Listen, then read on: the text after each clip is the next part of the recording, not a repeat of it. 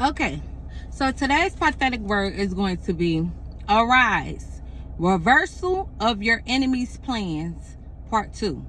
Arise, reversal of your enemy's plans, part 2. Okay, so where we last left off at is Mordecai, Esther's uncle, is speaking to Esther, and he tells Esther in Esther chapter 4, verse 13, it says, Then Mordecai told them to reply to Esther, Do not think to yourself that in the king's palace you will escape any more than all of the other Jews. For if you keep silent at this time, relief and deliverance will rise from the Jews from another place. But you and your father's house will perish. And who knows whether you have not come to the kingdom for such a time as this. Okay. So pause. In short, Mordecai is telling Esther, don't think, Esther, because you are in the king's palace that you're going to escape. Okay, that you're going to escape being killed. I say, because you are a Jew as well.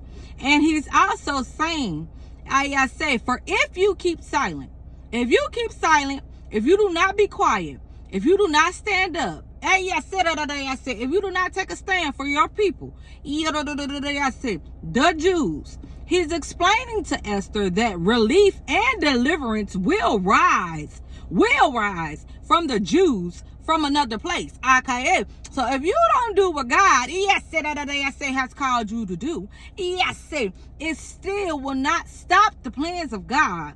Relief and deliverance will rise.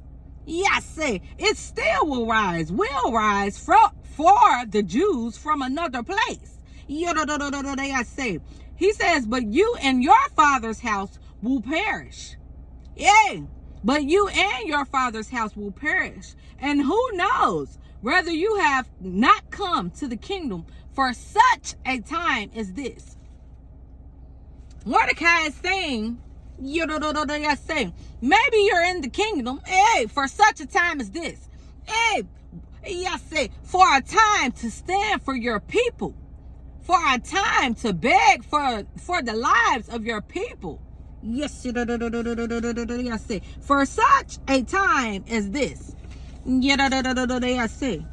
So here we have it here. Moving along, going into Esther chapter 5.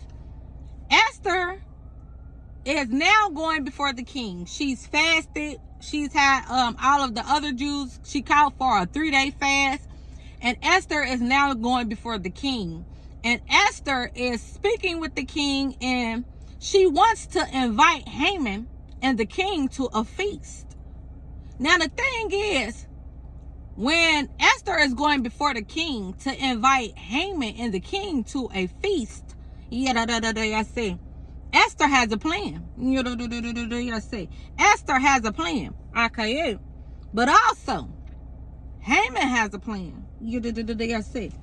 So the first time Esther goes in to have a feast with with Haman and the king asks what is her request. On the first time they feast together, Esther does not give the request that she's requesting. So after the first feast, Haman going all out, he all joyful, he going back to his friends and his family and his wife, and he's bragging about all his promotions and how the king has honored him, and even Queen Esther invited me to a feast. But Haman has this strong disdain for Mordecai because Mordecai refuses to bow to him.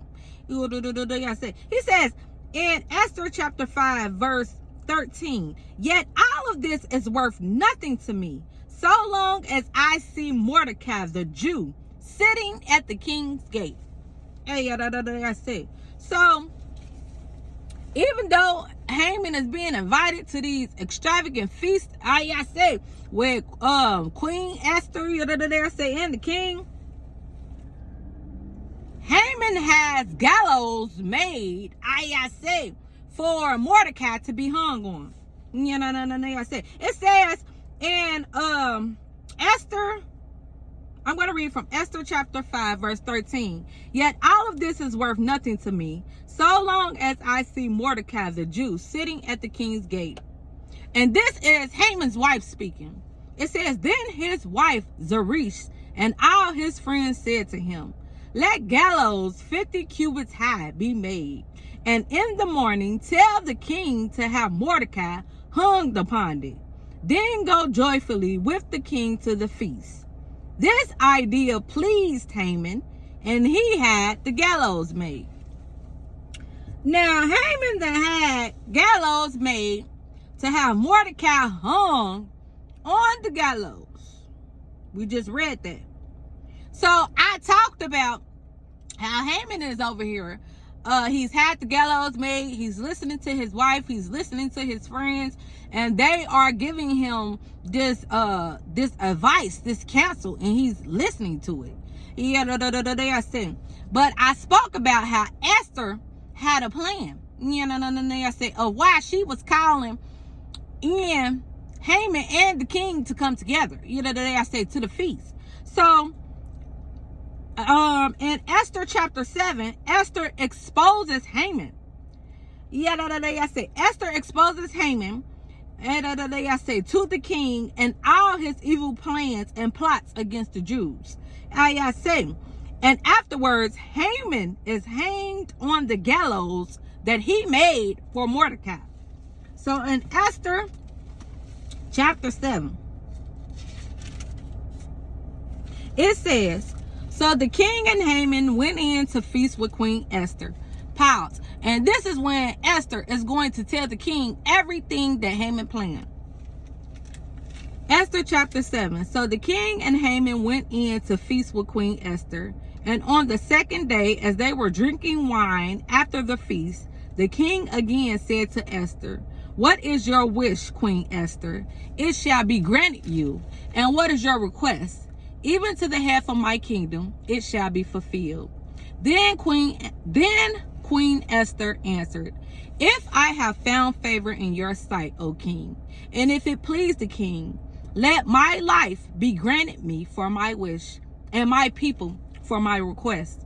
For we have been sold, I and my people, to be destroyed, to be killed, and to be annihilated.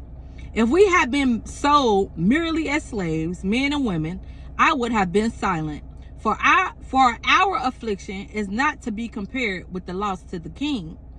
Then King Ahasuerus said to Queen Esther, who is he and where is he who has dared to do this? And Esther said, a foe, an enemy, this wicked Haman. Then Haman was terrified before the king and the queen. And the king arose in his wrath from the wine drinking and went into the palace garden. But Haman stayed to beg for his life from Queen Esther, for he saw that harm was determined against him by the king. And the king returned from the palace garden to the place where they were drinking wine. And as Haman was falling on the couch where Esther was, and the king said, will he even assault the queen in my presence, in my own house? As the word left the mouth of the king, they covered Haman's face. Then Harbona, one of the Enochites in attendance on the king, said, moreover, the gallows that Haman has prepared for Mordecai, whose word saved the king, is standing at Haman's house, 50 cubits high. And the king said, hang him on that. So they hanged Haman on the gallows that he had prepared for Mordecai. Then the wrath of the king abated. So now,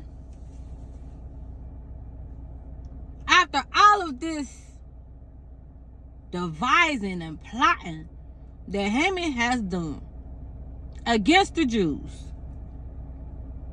there's been a reversal of his plans. What he intended to have done to the Jews, what he intended to have done to Mordecai, it's been a reversal of his plans.